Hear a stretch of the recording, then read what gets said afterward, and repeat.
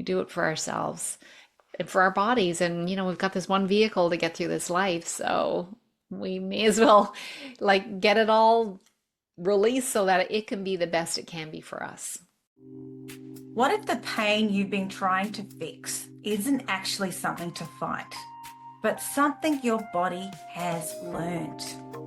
In today's conversation, we're exploring a perspective that challenges everything we've been taught about chronic pain, healing, and the role of the nervous system. Because what if your body isn't broken? Instead, it's protecting you. In this episode, we go beyond the physical and explore how stress, suppressed emotions, can shape our experience in ways we don't often realize. This is a conversation that invites you to rethink your relationship with your body, to soften the urge to fix, and to begin listening in a whole new way. Hi, I'm Liz Albanis, and welcome to Season 2 of Yoga for Trauma, the Inner Fire of Yoga, where we explore how yoga can help release trauma, calm the mind, and reconnect you with your body. The views and opinions expressed by guests on this podcast are their own and do not necessarily reflect those of the host Liz Albanis. The content shared in these conversations is intended for informational and educational purposes only, and it's not suitable for listeners under the age of 18. Please use discretion and consult a qualified professional before making changes to your health or wellness routines. My guest today is someone who has lived this firsthand. Jane Hogan, the wellness engineer, is a neuroscience-based mind-body educator, health coach, and wellness leader, helping people release chronic pain by rewiring their brain and calming their nervous system. After personally reversing debilitating rheumatoid arthritis using natural and neuroplasticity-based methods, Jane left a 30-year engineering career to apply her analytical mind to the science of healing. Today, she integrates functional medicine, psychoneuroimmunology, and mind-body neuroscience to help others understand and transform the patterns that keep them stuck in pain. Through her Wellness by Design podcast, best-selling book, Pain Free on Purpose, Use Your Mind to Heal Your Body and Get Your Life Back, and her transformative programs, Calm by Design and Living Pain Free, Jane has guided thousands of people to retrain their nervous systems, restore vitality, and return to a state of peace and possibility. Her compassionate science meets spirit approach bridges the gap between traditional medicine and holistic healing. Jane has been featured in the Thrive Global, Elephant Journal, and numerous podcasts and summits, and is the creator and host of the Becoming Pain-Free online summits, empowering thousands worldwide to step into their innate healing potential. Jane's mission is to teach the world that pain can be unlearned and that living pain-free is possible. Let's get into the episode. Welcome, Jane, to the show. So great to have you here today. Thanks, Liz. I'm so happy to be here. I just love what you're doing, and yep, truly my honor. That's very kind of you, Jane. You've got a really amazing story with changing your career because of a setback, or maybe just something that was meant to happen to help you learn more about holistic health. Are you able to just share with the audience about your story that caused your career change after a medical diagnosis? Yeah, I mean, I kind of see it as the best thing that happened to me now because I used to be, and I was an engineer. My little joke is I was a structural engineer until my own structure started to fail. That is a good joke. And yeah, it wasn't so funny then. No. But I went through life, basically living my life, thought everything was going great. I had a good career.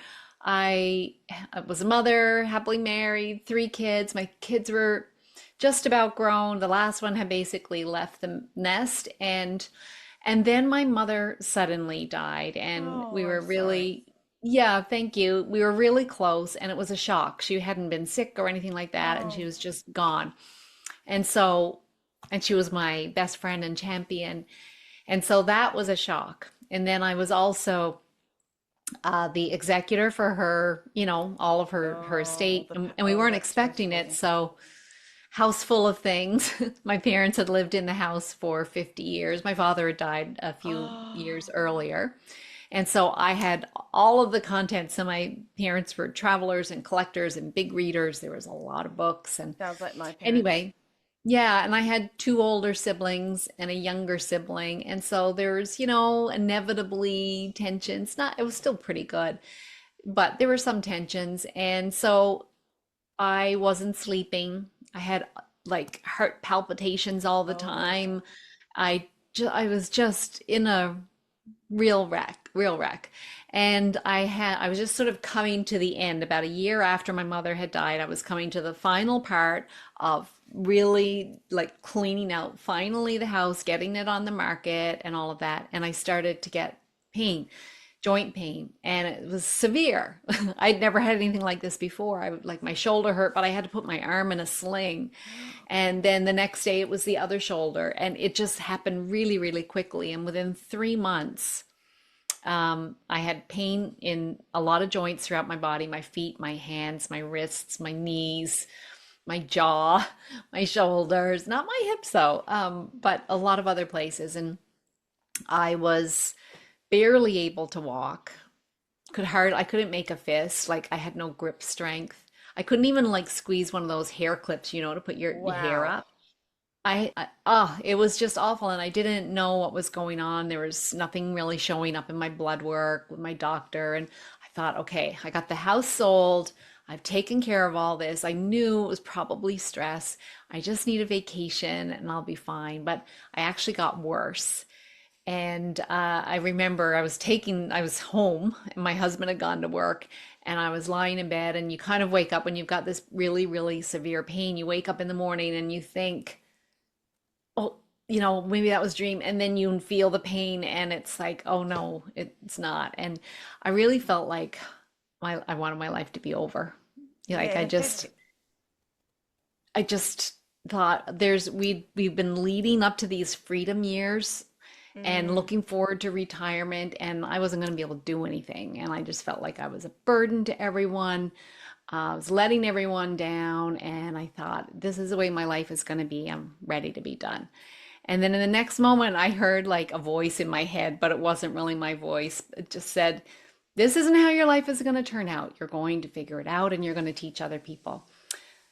And from that moment on, I just had this deep, deep knowing that I would. I mean, I was still in pain, but I just had a new resolve that I was going to figure it out. And anyway, I think it was about a week later when I went to see my doctor, and she happened to mention that sometimes foods can trigger joint pain. And I thought this was crazy, but I was like, okay, I'm going to figure this out. So I'm going to try to do it.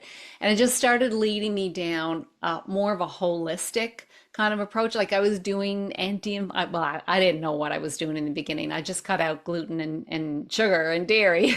And I did have some reduction in pain. And then I started trying other things and learning about other stuff. And it just kind of took me down the holistic approach. But I was still, still in a lot of pain for a long time, and I would have flares. And it wasn't until I really begun to notice that it was not just the stress of my mother dying, even though that was a big thing and dealing with everything. It also went back to childhood and traumas from child, like not major traumas, just mild stuff. But I think when all this was going on with my siblings, it kind of re-triggered things. And I just realized I was trying to just sort of forget that and think, oh my goodness, like you're 50 years old, Jane. That can't still be bothering you. but but it deep can. down things were bothering me. Mm. And so led me to the nervous system and releasing, forgiveness work, surrender, all of those things.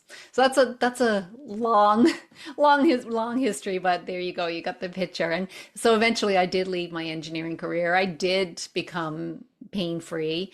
And I became a functional medicine health coach and help people.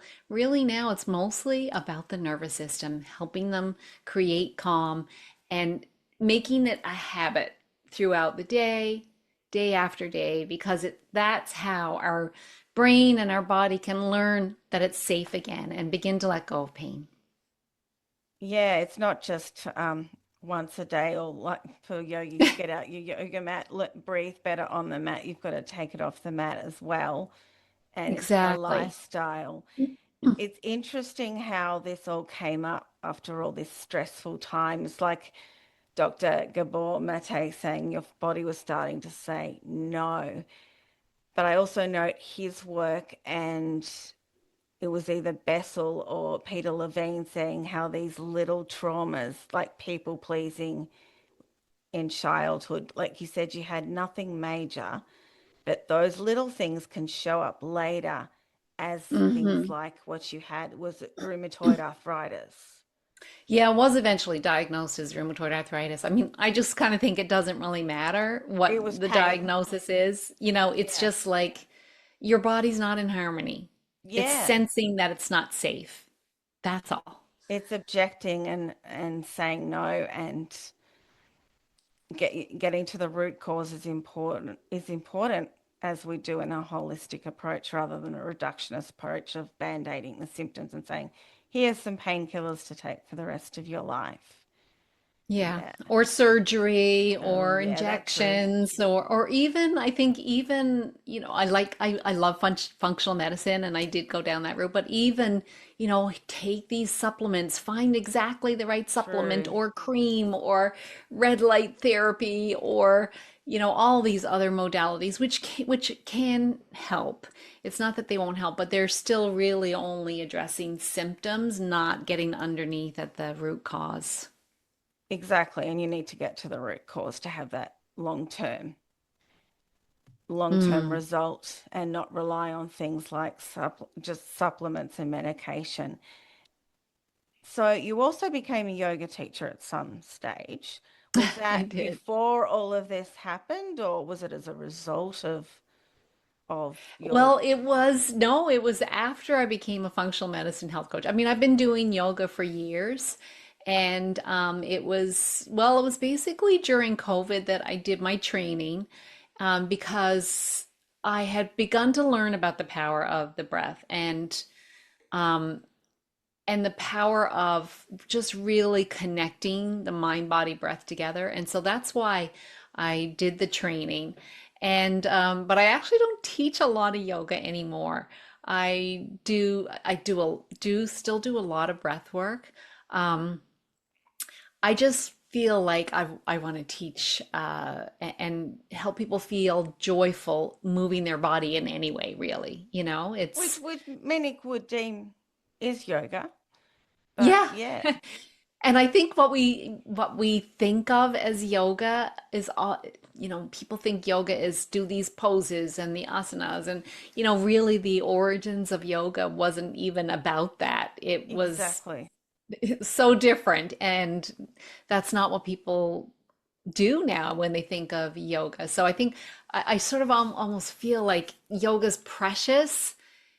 True yoga is precious, and I didn't Traditional. learn that true yoga, that real connection with the breath and the self-realization, using yoga as that self-realization and connecting with our higher self. So I feel like what I learned was not quite the right thing. Well, that's fair enough. I think unfortunately a lot of trainings are about that nowadays, or they just don't have time to cover enough in that required 200 hours to get to that, Yeah, and perhaps. I think, sometimes our systems kind of, because they have to have a system and they have to have a curriculum and check the boxes Yes, and things like that. It sort of detracts from the true meaning of it. But I love it. I love the true meaning of it. And I think it really, that connection with your mind, body, spirit, that's the answer. Yeah. Yes, the mind, but because of the mind-body connection, we've got to work with the body, not just the mind, all the layers. Yeah, So, and I often, I teach a lot on nervous system now, and I use that language a lot more about nervous system and brain, and and connecting with the body. So, I know that you use this language too, the bottom up approaches and the top down approaches. But to me, that nervous system and how it's responding, that is your spirit expressing in your body. yeah, that's true. I I haven't heard it explained that way, but I agree. Yeah. Because you when you explain things, you combine your scientific research that you studied with a Mm, lot of these more Eastern approaches. You combine it all with mhm. the way you help people, right? I think it's all merging together now too with quantum physics. Yes, that's yes. There's a really great quantum physicist. He's Canadian actually, Nassim Haramein, and he says spirituality is just physics they haven't found an equation for yet. Oh, wow, that's a great quote. Yeah, I love it. I love it, and I think it's probably pretty close to the truth.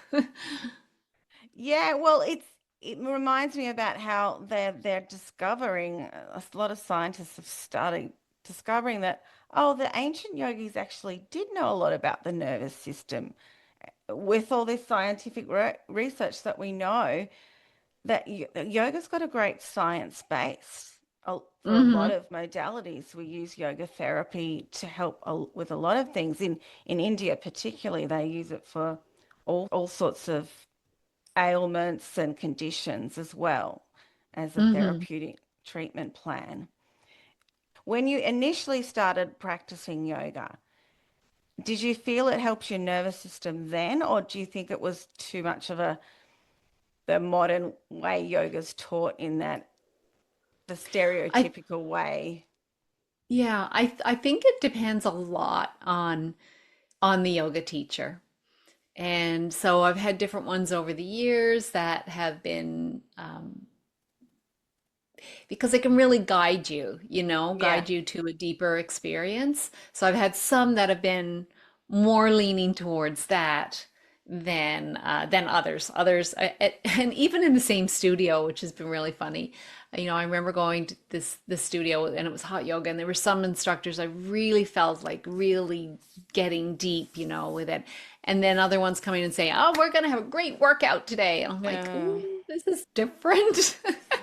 This is yes. different. So it just really depends on who's leading it, I think, and they can really change your experience of it and take you to that deeper connection.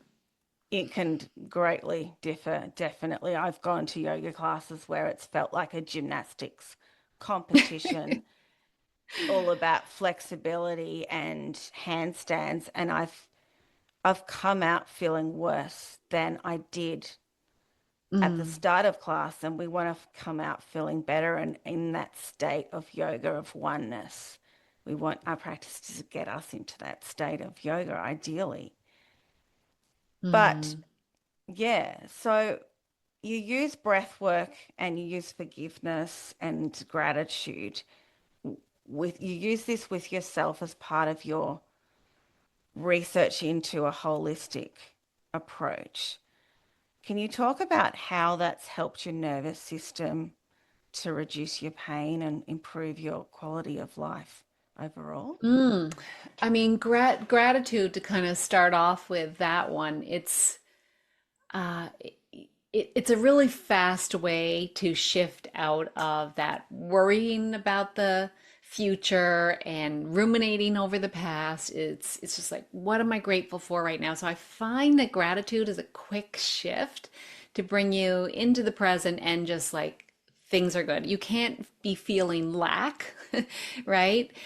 Which is, if you're worrying about the future or if you're ruminating over the past, that's a feeling of lack. And so if you focus on what's good in your life right now, or right in front of you, or right around you, then that's sort of an immediate shift. So I love a gratitude practice for that. Did And you it can write a there's journal or something? Sorry to I interrupt. do different things over the Yeah. years. I've had journals. Sometimes lately I've been doing this, writing 10 things down at the end of the day. I have this also holding a rock in my hand when just as I'm going to bed, and think about the best things that happened that day. What's the one best thing? Of course, that you're thinking of all the best things that happened that day. I've done, little journal, all kinds of things. I think what matters is making it a regular practice, whatever you do, and feeling the feelings. It's not just like, okay, I got to write down the three things. It's like it's about the Feeling where it feeling, is in your body, where you feel it. feeling it in your body, feeling it in your body.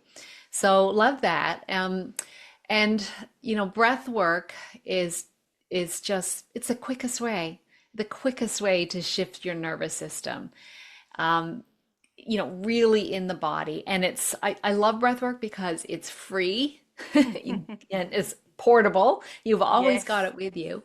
Anyone can do it. You can teach little kids this, you can teach older people that.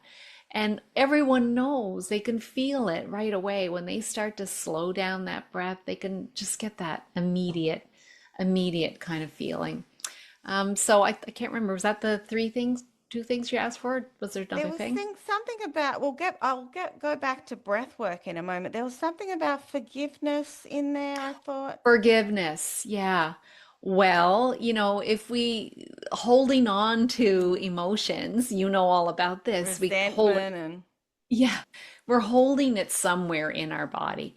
And so release, it has to be released. Different ways of doing that.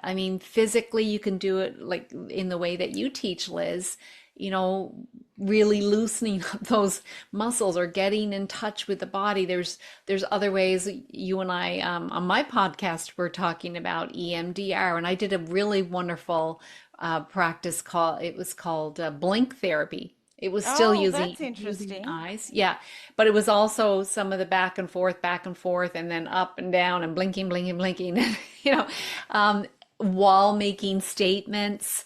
I love tapping, EFT Oh, tapping yes. as a release tool as well. And then another thing I really, well, I just because I love journaling, but um, I call it freedom talk journaling, where you set a timer to either journal or you can speak as well. Just get out your feelings, because so Vent. many of us, especially women, we were sort of taught, be a good girl, don't say anything, Be zip it up, polite. right? Be polite, all of those things. And so I really encourage my students to do this freedom talk journaling by setting a timer for 20 minutes. You only do this once a day. So we want to get emotions out, but we Mm, don't want to dwell in them. So I don't want yes. people sitting in it all day. So just a timer for 20 minutes, and you write or speak, and you swear, you call people bad names, you do you do all of those things, whatever, like almost like a little tantrumy 3-year-old, just say whatever you want to say, to like let it all out. And then when the timer's up, you take that piece of paper, tear it up, get rid of it. You don't read it again. We don't want to like rehash it. The Regurgitate purpose it. is to get it out and then let it go.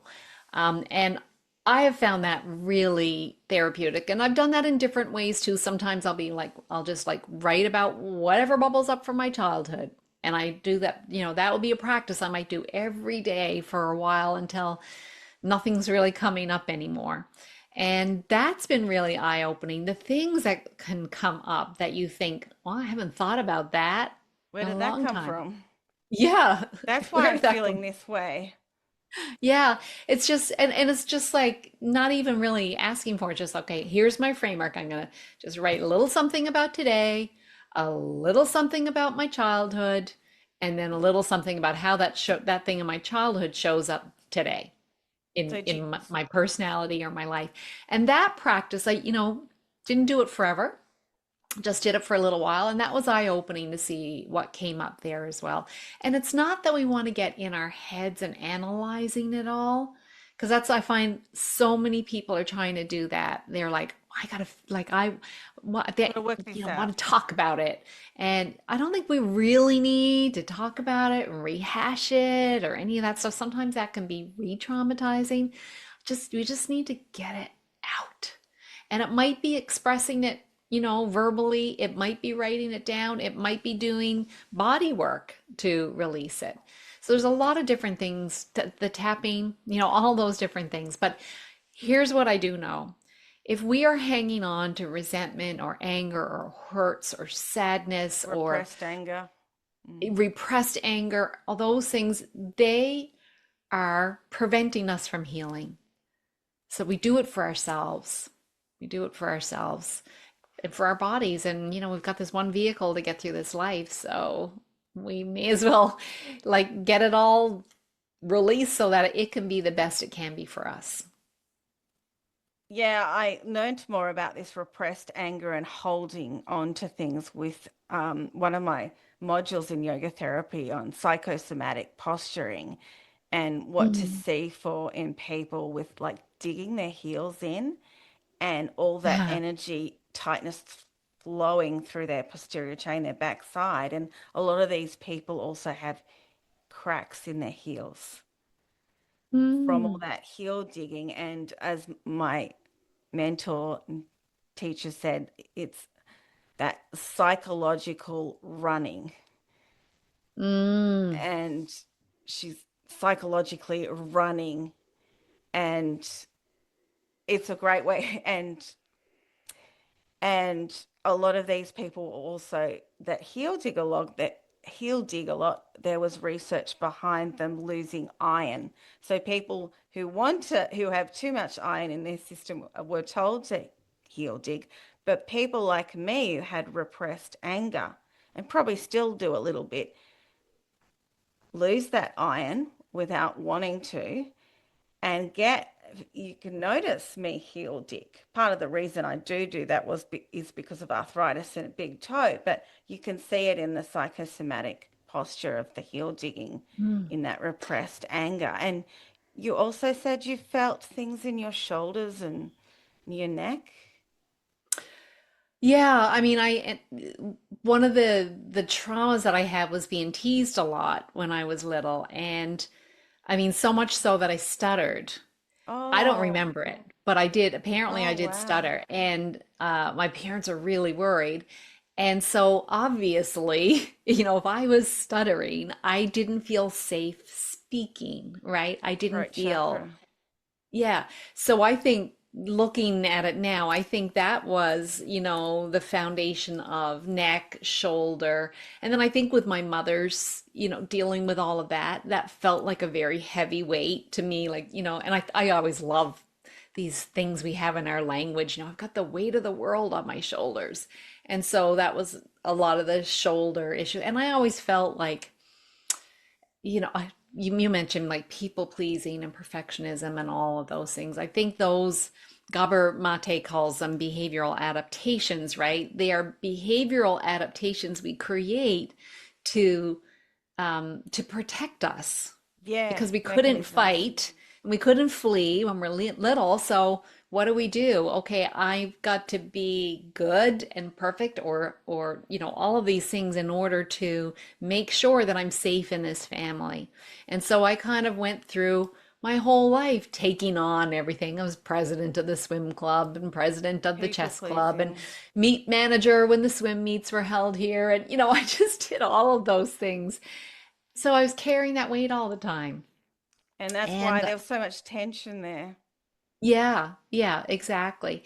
So I do find it interesting, these words that we use in our language, how we sort of carry things. Like you said, digging in the heels, right? Isn't that interesting? Mm. Yeah. What a pain in the neck. Those those things we have in our language are real indicators of I'm going to use my like sort of neuroscience kind of language here, where our brain might decide it's going to turn on pain to protect us or stiffen up to protect us. Yeah, it's a protective shield and It is, yeah. it blocks the energy. We see these blockages and blocks the fascia, no doubt, Yep. causing pain there as well because of the fascia. And maybe that's why people get arthritis in certain parts of their body. Yeah, and we think it's arthritis. So I've done so Yeah? much research into Oh, I all this bet. that they now know if they did if they took a sample of the population with no pain and they did MRIs or X-rays, they would find arthritis in everyone, Even but they young don't have people. pain. Even young people, well, different ages, but of course, maybe more Mm, as mm, older as well. But the point is, just because you have arthritis doesn't mean that that's the source of your pain. But if you've got pain and then you get an MRI and you're told, oh, you have arthritis in this knee, that's the source of your pain. Well, then people think it's the arthritis. So, I mean, it's yeah. quite interesting because people with terrible arthritis, as shown in an MRI or an X-ray, can have no pain. So it's not the arthritis itself. Same with a lot of back issues, bulge discs or Oh, disc yes, I've read that. abnormalities, right? So if they have done these studies where they've done MRIs on the general population with no pain, and they find disc abnormalities in 70% of them, maybe not exactly that number, but it's pretty high, Yeah. and they have no pain. Yes, I learnt about bulge disc studies in the fascia with one of my teachers who's in Canada, actually in Vancouver, and studied with the spine mechanic, Dr. Stuart McGill, about there is a lot of people who have disc bulges, but they're asymptomatic, sorry, Hmm. because their fascia is healthy. They don't have all that because the fascia is rich in nerve receptors, but Bernie talks about how it's especially rich in certain areas. And that's why a lot of people Hmm. don't have symptoms because their fascia's healthy. And if you live long enough, you're going to bulge a disc. Yeah, or But have arthritis yeah, or but not whatever. know it. Yeah. But the body will also compensate. It finds workarounds, even if there's an injury. I mean, if you even think about someone who loses their eyesight, their hearing improves, right? So the body Yes. will compensate for, things that, maybe this isn't working the right way. It will compensate. But if we're told, and we've just been, conditioned to this, that if we've got pain, then there's a physical reason for the pain. There's And not a what we're mental reason. learning, yeah, what we're learning from neuroscience now is that well, the numbers are saying are like 70 to 80%, 70 to 80% of chronic pain is actually brain based, like the brain turning it on in a response to a nervous system that doesn't feel safe, rather than a physical reason. Yes, Pretty because amazing. oh, because of trauma affecting the brain so Yeah. much with pain receptors in the change in fascia. Yeah. Yep. And the emotional pain receptors and physical pain receptors in the brain apparently are like running, kind of like running on the same highway. So you can have emotional pain and it can turn on physical pain, especially if you've had an injury, like actually had an injury before, the brain kind of knows that pathway. And so it's more likely to turn on that one because it's a path that's already been learned. There's a neural pathway, yeah, because of the Yeah. neuroplasticity in the brain. Yeah. I mean, and the promising results of using, a brain-based approach like pain reprocessing, and I mean, it's amazing that people have had back pain for 10 years and they do like 8 treatments of this pain reprocessing therapy, and the pain is gone in like, I don't know, it's a high percentage. We've talked about work you do with forgiveness and gratitude. You did mention about breath work being the best tool. What have you done to breathe better? Because it's easy to say to someone, "Oh, just breathe better or just take a breath." But, you know, What it's I it's not always easy to do. No, well, what I teach, I've taken everything that I've learned. It's been 9 years now studying all of this, and you know, actually coaching for a long time as well, and my own experience and studies. And I've hosted summits. I've talked to hundreds of people now, experts in this, and I put it together in a framework. And because I'm an engineer, I like to use, fun engineering terms. So I call it my design blueprint. Yeah, my And father would appreciate that being an engineer. so the word design is an acronym for basically the path to follow, and it starts with, so the first D in the D in the design is desire. So in that one, I've got a foundational, like breath work is a foundational practice. So practice belly breathing. If you haven't been doing it, then just start practicing that. But have 3 times a day at least where you're coming back to a calm presence. I call it create calm. That's the name of the habit with the breath. The other part of this desire is creating a vision of your healed and healthy self, Bhavana. combining that with feelings in the body, perhaps some music, because that can also elevate emotions, maybe some small actions, and then keep repeating that. And so that, this song, I love doing this with my students because the song becomes almost like they can hear it all the time once they start playing it a lot. Oh, And it uplifts them. So what we're doing, we're changing emotions because we have to change our emotional state in order to change the response of the nervous system. And so that's our first step, desire. And then the second step is explore. And then in that one, we're adding in some more brain sort of retraining through affirmations. So we're seeding the subconscious mind with affirmations from the conscious mind. And we got to be really careful with affirmations, picking ones that really feel right, and so that our mind doesn't like put up resistance. So I help people find the right ones for that. And like then a sankalpa in Yoga Nidra. Mm. yeah, yeah. Mm. And then we move into in the explore step as well, really starting to focus on that. Really, it's love and feelings of love in the body, because that raises heart rate variability, which we know then drop, So there's a lot of science, but it's also like really coming back to love and accepting that we came here really as a loving person, and all that's happened is that we blocked it. So it's releasing those blocks to love. So desire, explore, surrender is the S. That's about forgiveness, but it's also a tie in, like we need to surrender to sleep. So many people are really not sleeping well. So I have some habits in there about, daily habits about creating, setting yourself up for a better sleep.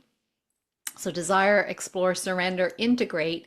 This is where we're really kind of doing more of those lifestyle. So it's about nourishing yourself. But I don't even really start with food. I start with how you eat. Are you being present and eating Mindful. slowly and enjoying mindful eating?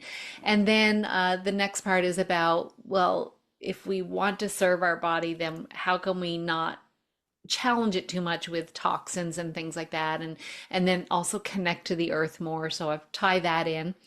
Desire, explore, surrender, integrate, generate is about generating energy through movement, and then also through our relationships with people, with ourselves, with other people. Might have to go back to some forgiveness work there. And then the last step is navigate. So that's really now expressing ourselves in this world. So it's about creativity. It's about being curious, about learning, expanding your knowledge. So it's really, it's an entire lifestyle that's really about coming into that true full expression of yourself. And it's through doing that Your and true calming the nature. nervous system that then the body, we don't really have to concentrate on what do I have to do about this pain that I've got here. It's no, it's about coming back to calm and feeling joyful and these positive emotions that then set the nervous system up to return to calm, which then the body just has its own wisdom to take over and heal then. So it's a holistic approach like Ayurveda and yoga therapy. Yeah. And I mean, because people don't think there's nothing to do with yoga and nutrition, and it's Ayurveda's yoga sister science. And I Yeah. noticed early on in my journey with quitting smoking after many failed attempts, thanks to yoga, that yoga can help us start to respect our body more with the practice of ahimsa. Hmm. And I'm not the first person to quit such a habit or other habits and start to eat better to serve our body with more prana, life force. But how did you help people breathe properly? Because a lot of people breathe too much. They breathe through their Mm. mouth a lot. Um, and even us yoga teachers don't always breathe well. And a lot of us yoga teachers focus merely on the breath mechanics, not the breath chemistry, which he's not a doctor, Patrick McCowan Oh yeah, is I love big his on. work. Yeah. So is there any particular pranayama? It doesn't have to be pranayama because pranayama is a certain type of breath work in yoga that has the qualities of dirga and shukshma, that long and subtle. But are there Mm. any particular breath work exercises? I can call it exercises because it's not necessarily pranayama, but that you give your clients to help them facilitate better breath mechanics and chemistry. I mean, I love breath work and I could teach it all day long. And there's so many wonderful breath works, Yeah. honestly. There's just so many of them. I mean, the foundational one, I think that a lot of times that's what I do. I come back to the foundations. The foundational breath work is, breathe in and breathe, especially breathe in through your nose. You could exhale through the mouth sometimes, but Yeah. but mostly it's, that inhale. And it's also down in the belly. And this is what I found. I was so tight down here. People would say take a belly breath and I'd be like I just couldn't do it. And so what I teach people is to start with an exhale. And in the exhale, you pull the belly button back towards the spine. Okay. And then when you go to inhale, there's somewhere for it to go. So, and it can come down low then, Okay. pushing, pushing the belly button out again. And so even in doing that, and I, do this through the nose, when when people just have that to focus on, they will take longer breaths. They will be deeper breaths. They will be breathing in and out through the nose. And then I try to encourage them to do that long exhale because the long exhales activate parasympathetic state, also lower pain.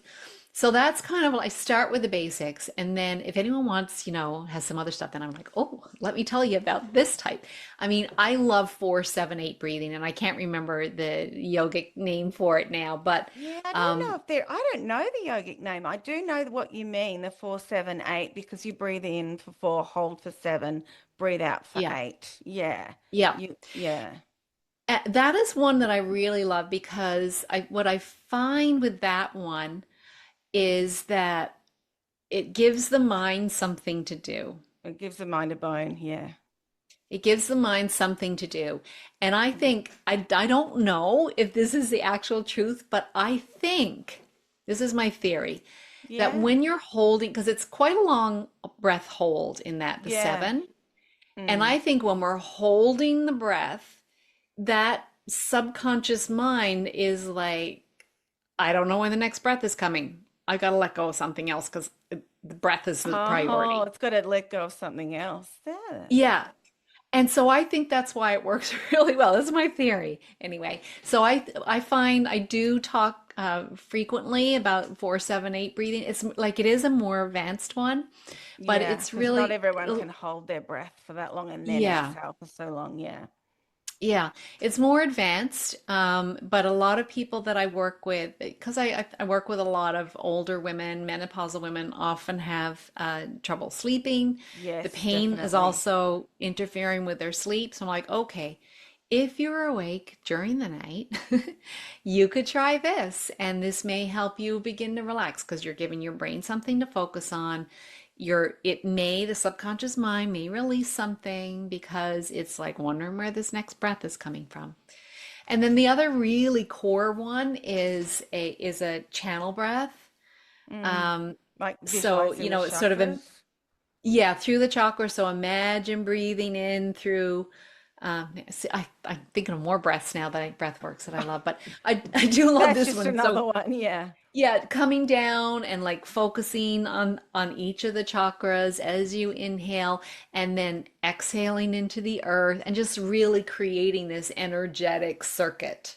So then you can repeat that, inhaling up from the earth through the root into the belly and then exhaling up through the solar plexus, the heart, that one. Heart focused breathing is another one. I mean, I do A that. lot of That's the visualization, Bhavana. yeah. Yes. Step four or habit number four is really a heart focused breathing. Yeah. And then I use a lot of breath work for pain reduction as well. So Yeah. breathing, I call it breathing patterns for pain relief. So basically, it's Mm. imagine like if your pain was in your shoulder, for example, Yeah. you would imagine breathing in through the fingertips and inhaling the breath up to the shoulder. But I combine it with imagine that the shoulder is a small child that's hurt or a pet that you love dearly that's been Oh, hurt. yes. And Some so loving you sort kindness. of imagine I've got you. Everything's okay. You're all right. I'm here for you. And then you pull the breath, imagine it coming into your heart and filling up with love again, and then exhaling, lingering wherever you're feeling pain out through the fingertips and then doing the circuit again, and then maybe you might do some up and down and so on. So it's sort of an intentionality of loving kindness to the area. And then I think with this focusing on imagining the breath moving, I mean, really, it's like energy. We're moving Yeah, energy subtle through the body. energy. Yeah. So I can't say I have just one breath work. Oh After me no, there's saying, no, definitely not just one. I didn't expect you to have one. I mean, and have you? humming. Oh, humming, of course. Yes. Humming. I mean, I love humming. I Oh, just me love too. humming. It activates the parasympathetic state, builds up, the nitric oxide. I mean, what's not to like about humming? Yeah, there's a lot of scientific research behind that with Yeah. bee breath and humming. Yeah. Do you have any clients though, or have you had any clients like who've got such anxiety, probably stemming from some sort of trauma, that just taking a breath is hard, or just calming down if they're Yeah. feeling that revved up, that Yeah. you saying to them, oh, just go and lie down and visualize the chakras or whatever. No, you got to meet them where they are. Yeah, so how would you meet them where they are if they're that For some revved of them, up? it's sort of reminding them. I'm just thinking about one today, actually, very revved up. And, in the session, of course, when we're together, creating calm, like, okay, all right. And then immediately after, I'm hearing, I felt so good yesterday. And today I'm like, Mm. I'm like, okay, all right. We just gotta remember this is just a thought you're having. Not every thought is true. Just come back. And the other thing, that happens with people as they begin to start to calm down. Our brain loves to predict. That's what it does. It predicts and protects. And Yes. so when people start to, if they've been so revved up all the time and they start to calm, all of a sudden their brain nervous system, is like, what, who is this? This isn't the one we know. And so it might even start to like act up again. Then you got to just remind, okay, this is what's going on. And sometimes I'll use, it just depends on the person and what might work. Sometimes we might talk about like a phrase that might help you feel calm, or maybe something you could do like to put on music, or it might be giving this part of you that's trying to protect you. Now, I'm not an expert in parts therapy at all in internal family systems, but I like the idea of this, that this part of you that's trying to protect you is coming from a loving place. But you can also ask that part to, it can speak its mind, give it a chance to speak. Maybe you might do the freedom talk journaling for that. But you can also say, I'm in the driver's seat. You can sit in the passenger seat right now. You can come along, but I'm driving. You can just stay there. I understand that you're trying to protect me, that kind of language. So a lot of times it just depends on the person and kind of finding what works for them, and them finding what works for them, because ultimately what I want to do is empower everyone to be their own coach, Yeah, well, we're to, all different. yeah, to have the awareness like, okay, I see what I'm doing here. And to have some tools and strategies that they know work for them to bring them down to the calm place again. Give them yeah, so you're helping them create agency and empowerment. Yeah, Yeah. actually, in my membership, I have it's called Living Pain Free. It's a monthly membership where I do coaching, twice a month and so on. But I have a theme every month, and our theme last month was agency. Oh, okay. That's great. Yeah, yeah. Yes, it's a thing, it's a principle in trauma-informed and trauma-sensitive yoga. Oh, really? I didn't know that. It just, we have to take responsibility for our actions, and responsibility for our responses.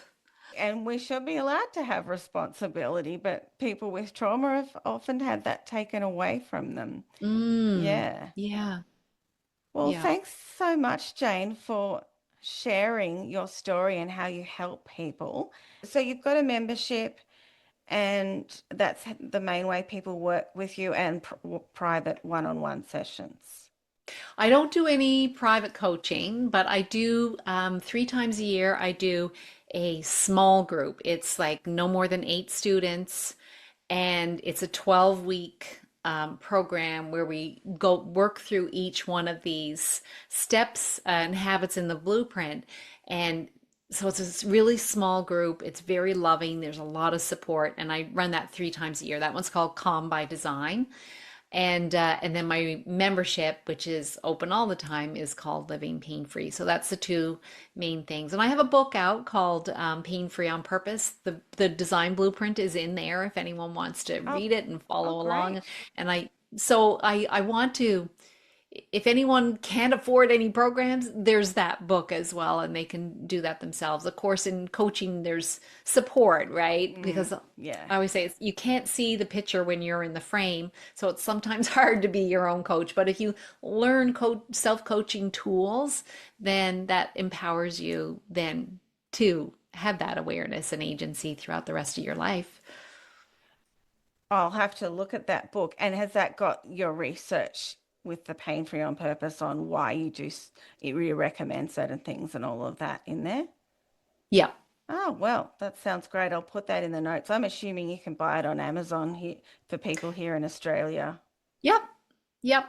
I've had people in Australia buy my book before, so yeah. Yeah. I've had some people in my programs in Australia as Oh, well. great. That's wonderful.